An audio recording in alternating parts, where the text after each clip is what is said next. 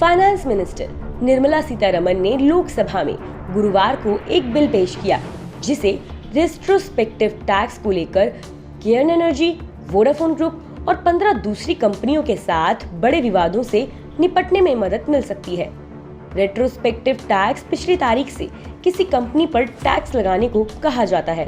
Taxation laws amendment bill का मकसद 2012 में टैक्स चोरी के खिलाफ लागू किए गए कानून में एक संशोधन के पिछली तारीख से इस्तेमाल के कारण टैक्स डिमांड को रद्द करना है।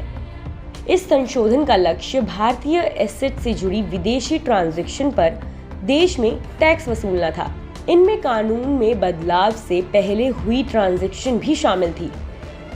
नए बिल के तहत सेंटर में यूनाइटेड प्रोग्रेसिव अलायंस की पूर्व सरकार के दौरान इनकम टैक्स एक्ट में मई 2012 में किए गए संशोधन से पहले हुई विदेशी ट्रांजैक्शंस पर टैक्स क्लेम को रद्द किया जाएगा।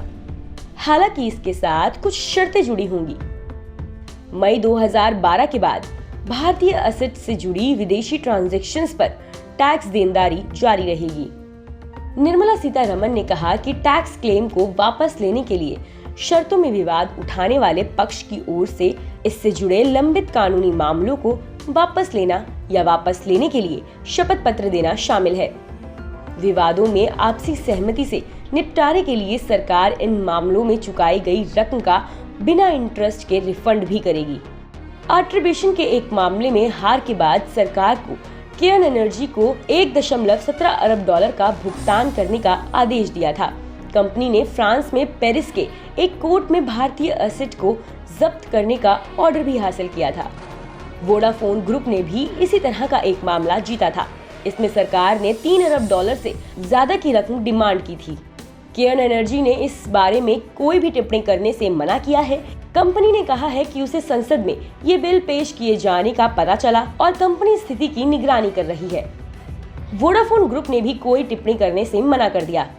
दूसरे टैक्स विवादों में वेदांता रिसोर्सेज का सेसा गोवा में बड़ी हिस्सेदारी खरीदना और स्नोफी का शांता बायोटेक का एक्विजिशन करना शामिल है। निर्मला सीतारमण ने कहा कि 2012 में किए गए संशोधन टैक्स को लेकर स्थिति स्पष्ट होने के सिद्धांत के खिलाफ बताया गया था। इससे निवेश के एक आकर्षक स्थान के तौर पर देश की साख को नुकसान पहुंचाना था। हालांकि पिछले कुछ सालों में सरकार की ओर से निवेश को लेकर एक पॉजिटिव माहौल बनाया गया है। जानकारों का कहना है कि हाल के महीनों में विदेशी आर्बिट्रेशन ट्रिब्यूनल्स के कुछ मामलों में हार का सामना करने के बाद भी सरकार को इस तरह का कदम उठाने की जरूरत थी। देश और दुनिया की तमाम खबरों के लिए बने रहिए मनी कंट्रोल हिंदी के साथ।